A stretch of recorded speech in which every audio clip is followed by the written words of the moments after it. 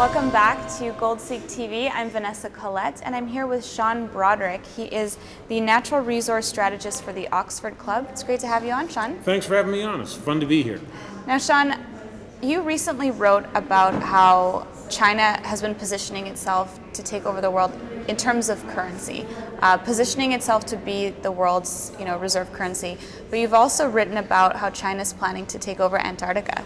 Well, certainly harvest ice from Antarctica. Here's the thing, and on China being the world's reserve currency, there are many steps to get there. I don't think it's happening anytime soon. But in the presentation that I gave today, I explained what they might do in order to get along there and what effect that would have on things like gold. And declaring their gold reserves, is that one of those steps? I think they're intentionally misleading people about how much they have. They want people to think they aren't interested in gold. Well, because they want to keep buying it, right? Because they want to buy it at lower prices. We saw the price slam down from Shanghai early in the morning at a time when no one in their right mind would sell a big chunk of gold. Somebody did. I believe the Chinese government is trying to slam the price of gold lower so that it can buy more of it on the cheap.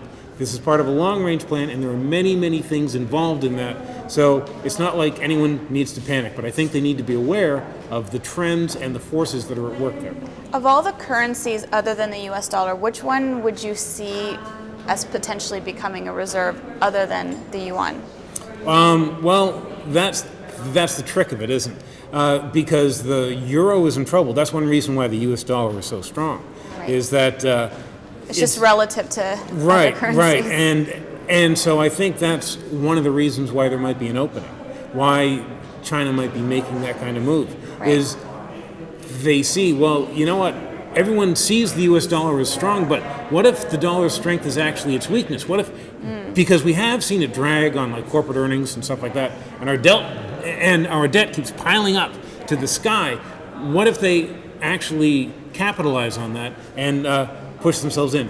The euro has its problems now because I think that the weaker European countries are realizing that it's really some handcuffs made out of gold, right? Because, they look nice and pretty, but they're still handcuffs, and they're handcuffed like this.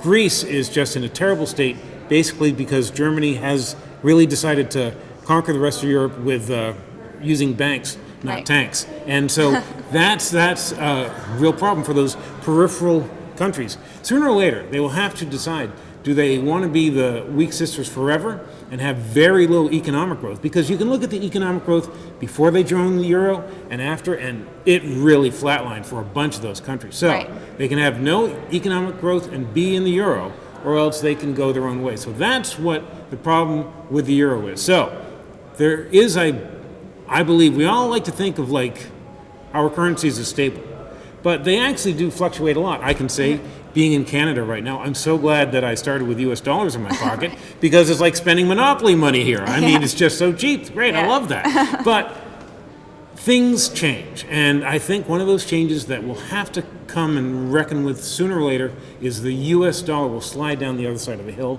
I think China will have a lot to do with that. China is in, which many people don't want to admit, is in kind of a Cold War with the U.S. being waged across the internet. They're stealing information constantly.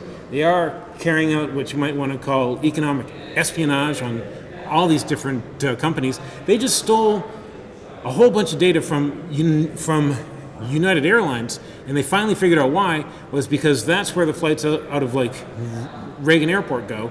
So now they know who from Washington, D.C. flies around the world a lot, and so that way they can maybe pick out U.S. agents. If you look at all this stuff, there's a lot going on that I think people have to be aware of. But is the yuan the only other contender for reserve currency other than the U.S. dollar? Well, you said that the euro wouldn't. Right. But first of all, the Chinese have to take different steps. They first have to have their currency included in the IMF, IMF, a basket of currencies, which it isn't yet. They also have to increase their currency being used for international exchange, which is a program they are pursuing rapidly, right? Okay. And so unless someone else is willing to go through these steps, who else is it going to be? I mean, maybe the British pound, but you know what? That's a small country, and they're just kind of doing their own thing, and like stuff like that. The Swiss franc, well, we saw what happened when the Swiss franc got too expensive. Switzerland didn't like it, and they smacked it down. The Russian ruble, I mean, that thing's been in terrible shape, which actually Russia likes because that makes their oil exports more competitive. And they are an energy superpower now. We used to think of them as a military superpower. Now they're an energy superpower. They're involved in this fight, which is a whole other conversation we can have about what's going on between OPEC and Russia and the U.S. and who is going to be supplying more and more of the world's oil. So I don't see anything other than the Chinese currency right now actually trying to make that move.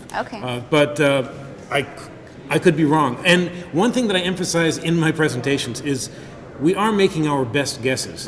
Anyone who says they have a crystal ball at this is not really talking straight there. So we're making our best guesses as to what could happen, and what I'm noticing are the trends that are taking place in the world.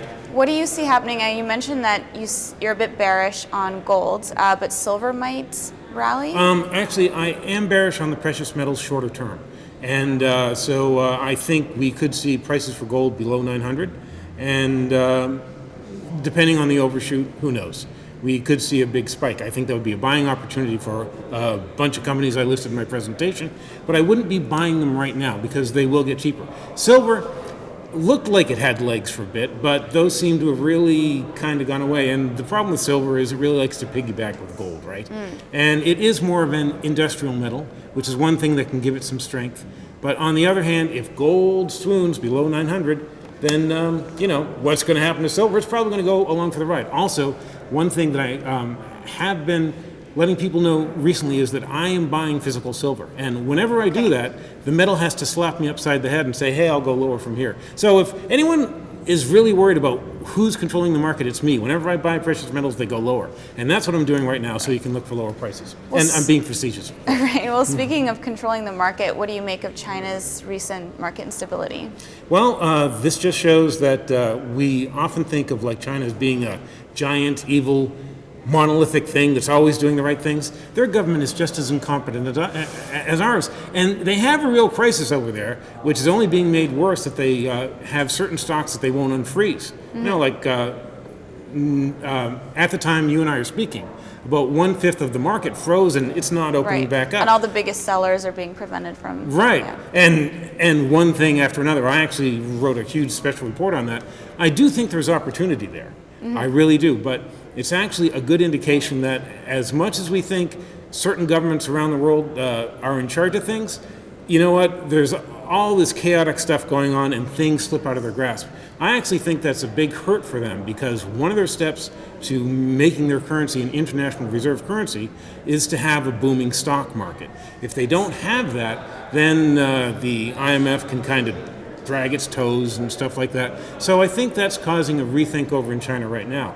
Now, that said, if China wanted to, it could buy its stock market. It's got a lot of tools left. It has the cash reserves. It could at least buy the important bits. And the state is already spending, I think, almost $1 trillion. They created a $480 billion fund to actually do this. That's a lot of money in anybody's market. So if you look at the Chinese market over the longer term, talk about the roller coaster ride from Hades. Up, down, I mean, just stuff. I don't understand why more Chinese people aren't jumping off of buildings if they ever buy at the top there. So you have to buy the dips in that. Absolutely. Well, Sean, thank you so much for joining us today. It was a pleasure having you on. We didn't even get to talk about Antarctica. I hope you have me back to talk about that. Absolutely, I will. Okay, thanks. Thanks, Sean.